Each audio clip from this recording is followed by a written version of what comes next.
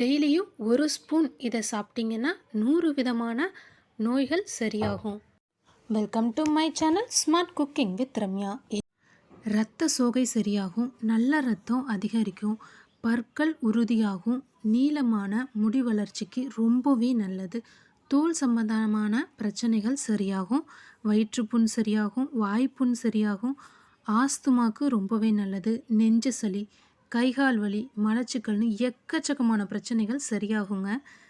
இதுக்கு தேவையான முக்கியமான பொருள் முருங்கைக்கீரை. நம்பர் 1 ஃபர்ஸ்ட் குவாலிட்டி, ரொம்ப சத்துக்கள் நிறைந்தது அப்படின்னாலே நம்ம முருங்கைக்கீரையை சொல்லலாம். இதை தான் நமக்கு முக்கியமான இன்க்ரீடியண்ட். இதை நம்ம சுத்தம் பண்ணி எடுத்துக்கலாம். நான் ஃபஸ்ட்டே இதை கழுவி வச்சுட்டேன். கழுவிட்டு இதை சுத்தம் பண்ணிக்கிறேன். இதை நம்ம ஒரு இலையாக சுத்தம் பண்ணணுங்கிறது வேண்டியதில்லை, அப்படியே உருவி போட்டாலே நமக்கு போதுமானது. இதை நம்ம ரொம்ப பளிச்சுன்னு க்ளீன் பண்ண வேண்டியதும் கிடையாது. நம்ம முருங்கைக்கீரை தொக்கு தான் செய்ய போகிறோம். பர்சனலாக என்னோடய குழந்தைகள்லாம் ரொம்பவே விரும்பி சாப்பிட்டாங்க. துளி கூட கசப்பு இல்லை. சின்னவங்கள்லேருந்து பெரியவங்க வரைக்கும் எல்லாருமே இதை சாப்பிட்லாங்க. டெய்லியும் ஒரு ஸ்பூன் சாப்பிட்றது மூலிமா உடம்பு நல்லா ஆரோக்கியமாக இருக்கும். உடம்புல இருக்கிற பிரச்சனைகளும் இவ்வளோ கீரையும் நம்ம 5 நிமிஷத்தில் ஈஸியாக க்ளீன் பண்ணிக்கலாம். ஒரு இலையால் நீங்கள் க்ளீன் பண்ண வேண்டாம். வீடியோவில் காமிச்சிருக்க மாதிரி ரொம்ப பெரிய தண்டாக இருக்கிறத மட்டும் கிளியர் பண்ணிக்கிங்க. சின்ன சின்ன குச்சிகள் இருந்தால் ஒரு பிரச்சனையுமே கிடையாது. இதை நம்ம வதக்கி அரைக்கும்போது சரியாயிரும். இந்த மாதிரி ஒரு இதில் வச்சுக்கிட்டு நல்லா க்ளீன் பண்ணி எடுத்துக்கலாம். நம்ம இதை க்ளீன் பண்ணினதுக்கப்புறம் கழுவுறதை விட கழுவிட்டு நம்ம இதை சுத்தம் பண்ணும்போது அதுக்குள்ளேயே நமக்கு காஞ்சிரும். அப்போ தான் நம்ம இந்த தொக்கை ரொம்ப நாளைக்கு நம்ம ஸ்டோர் பண்ணி வச்சுக்க முடியும். தண்ணியாக இருக்குது, நம்ம கழுவிட்டு உடனே வதக்குறோம் அப்படின்னா அது நமக்கு சீக்கிரம் கெடுறதுக்கான வாய்ப்பு அதிகம். அதனால் கழுவிட்டு முருங்கைக்கீரையை ஃபுல்லாக கழுவிட்டு அதுக்கப்புறம் இந்த மாதிரி ஃபேன் காற்றுல வச்சுட்டு உருவும்போது நம்ம உருவுறதுக்குள்ளேயே முருங்கைக்கீரை காஞ்சிக்கும். நமக்கும் வேலை ஈஸியாக இருக்கும். ரொம்ப நாள் ஸ்டோர் பண்ணி வச்சுக்கலாம். பேச்சுலர்ஸ், ஹாஸ்டலில் இருக்கவங்க எல்லாருமே இதை நம்ம அம்மா கிட்ட சொல்லி செஞ்சு எடுத்துகிட்டு போய் வச்சுட்டு டெய்லியும் முருங்கைக்கீரையை சுத்தம் பண்ணி செய்ய கஷ்டமாக இருக்குது அப்படிங்கிறவங்க தாராளமாக இந்த டிப்பை நீங்கள் ஃபாலோ பண்ணலாம். வெளியூரில் ஹஸ்பண்ட்ஸ் இருக்காங்க அப்படின்னா அவங்களுக்கும் இதை நீங்கள் தாராளமாக செஞ்சு கொடுக்கலாம். ஹெல்த்தியாக இருக்கும். ஒர்க்கிங் விமன்ஸ் எல்லாம் இதை செஞ்சு வச்சுக்கிட்டிங்கன்னா அவசரத்துக்கெல்லாம் ரொம்பவே யூஸ்ஃபுல்லாக இருக்கும். குழம்பு வேணும் அப்படின்னு கேட்கவே மாட்டாங்க. இதுவே நம்ம சாதத்துக்கு போட்டு சாப்பிட்டுக்கலாம். டேஸ்ட்டு எங்கள் வீட்டில் நான் என்ன ஃபாலோ பண்ணுறேனோ அதை தாங்க உங்களுக்கும் நான் ஷேர் பண்ணுறேன். ரொம்ப பெரிய குச்சியாக இருந்துச்சு அப்படின்னா ரொம்ப திப்பியாக இருக்கும். அதனால சின்ன குச்சி இருந்தால் நமக்கு பிரச்சனை கிடையாது. இது எல்லாத்தையும் இந்த மாதிரி சுத்தம் பண்ணி வச்சுக்கிறேன். முருங்கைக்கீரை கண்டிப்பாக ஈரமாக இருந்துச்சுன்னா இந்த மாதிரி உலர்த்தி எடுத்துக்குங்க. அப்போ தான் நமக்கு முருங்கைக்கீரை தொக்கு ரொம்ப நாளைக்கு நல்லாயிருக்கும், கெட்டு போகாது. அளவுகளும் ரொம்ப முக்கியங்க. சுத்தம் பண்ணினது அப்படின்னு பார்த்திங்கன்னா 3 கைப்பிடி அளவு முருங்கைக்கீரை இருக்குது. நீங்கள் இந்த முருங்கைக்கீரையை சுத்தம் பண்ணதுக்கப்புறம் மெஷர் பண்ணி எடுத்துக்கங்க. அதுக்கேற்ற மாதிரி தான் நம்ம மசாலா பொருட்கள்லாம் வதக்கி எடுக்கணுங்க. ஒரு பாத்திரத்தை அடுப்பில் வச்சுக்கோங்க. எண்ணெய் கொஞ்சமாக சேர்த்துக்குங்க. கடலெண்ணெய் சேர்த்துக்குங்க. சேர்த்துட்டு 1 டேபிள் ஸ்பூன் அளவு மல்லி சேர்த்துக்குங்க. கீரை கம்மியாக எடுத்திங்கன்னா அதுக்கேற்ற மாதிரி மசாலா பொருட்களும் கம்மியாக சேர்த்துக்கிறது நல்லது. 1 டேபிள் ஸ்பூன் அளவு சீரகம் சேர்த்துக்குங்க. 1 டேபிள் ஸ்பூன் அளவு மிளகு சேர்த்துக்குங்க. 1/2 ஸ்பூன் அளவு வெந்தயம் சேர்த்துக்குங்க. இப்போ அடுப்பை ஆன் பண்ண வேண்டாம். 1 டேபிள் ஸ்பூன் அளவு கடுகு சேர்த்துக்குங்க. காரத்திற்கேற்ப வரமிளகாய் சேர்த்துக்குங்க.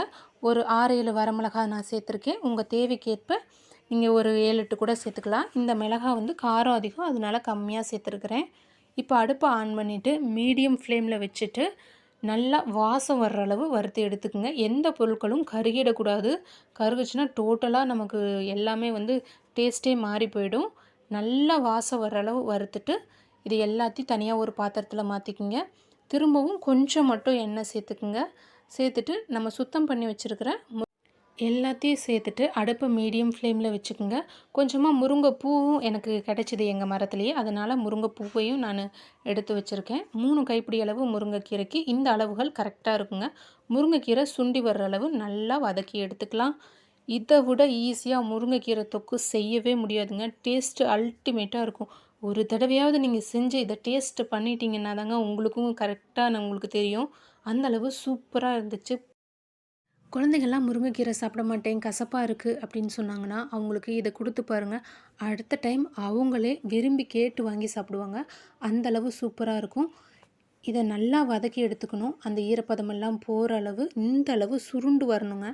அந்த அளவு மீடியம் ஃப்ளேமில் வச்சு வதக்கி எடுத்துக்குங்க.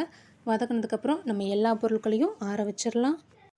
எந்த அளவு நம்ம இதை பக்குவமாக ரெடி பண்ணி வச்சிடுமோ அந்த அளவுக்கு நமக்கு ரொம்ப நாளைக்கு இது நல்லா தாங்கும், கெட்டு போகாமல் இருக்கும். ஒரு காஞ்ச மிக்ஸி ஜாரில் நம்ம வதக்கி வச்சுருக்கிற எல்லா பொருட்களையும் சேர்த்துக்கலாம்.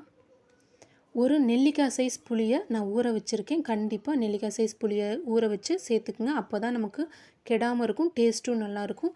இதுக்கு தேவையான அளவு உப்பு சேர்த்துட்டு ஃபஸ்ட்டு பல்ஸ் மோடில் கொரப்பாக அரைச்சிக்குங்க. அதுக்கப்புறம் கொஞ்சமாக மட்டும் தண்ணி ஊற்றி எந்த அளவு முடியுமோ அந்தளவு வீடியோவில் காமிக்கிற அளவு நைஸாக அரைச்சி எடுத்துக்குங்க. அப்போ தான் நமக்கு சாப்பிட்றதுக்கும் டேஸ்ட்டு ரொம்பவே நல்லாயிருக்கும். நிறையா தண்ணி ஊற்றாமல் ஒரு 1/4 டம்ளர் அந்தளவு மட்டும் தண்ணி ஊற்றினா போதுங்க. ஒரு அரை ஸ்பூன் அளவு மஞ்சள் தூள் சேர்த்துக்குங்க. சேர்த்துட்டு நல்லா நைஸாக அரைச்சி எடுத்துக்கலாம். மஞ்சள் தூள் சேர்க்குறதுனால நமக்கு தொக்கு க்ரீன் கலர்லேயே கிடைக்கும். மஞ்சள் தூள் சேர்க்கலினா தொக்கு நல்லா சுண்ட சுண்ட ப்ரௌன் கலரில் நமக்கு ஆகிடும். ஒரு 4 டேபிள் ஸ்பூன் அளவு நல்லெண்ணெய் சேர்த்துக்குங்க. இதுக்கு நல்லெண்ணெய் தான் சேர்க்கணும். எண்ணெய் நல்லா சூடேறினதுக்கப்புறம் ஒரு அரை ஸ்பூன் அளவு கடுகு சேர்த்துக்குங்க. கடுகு நல்லா பொரியட்டும். ஒரு அரை ஸ்பூன் பெருங்காயமும் சேர்த்துக்குங்க. அடுப்பை இந்த ஸ்டேஜில் சிம்மில் வச்சுட்டு நம்ம அரைச்சி வச்சுருக்கிறதையும் இந்த எண்ணெயில் சேர்த்துக்கலாம். சேர்த்துட்டு மிக்ஸி ஜாரை கழுவி தண்ணி கம்மியாக சேர்த்துக்குங்க. மிக்ஸி ஜார் கழுவின தண்ணி நீங்கள் நிறையா சேர்த்துட்டிங்கன்னா இந்த தொக்கு சுண்டி வர்றதுக்கு ரொம்ப டைம் எடுத்துக்கும்.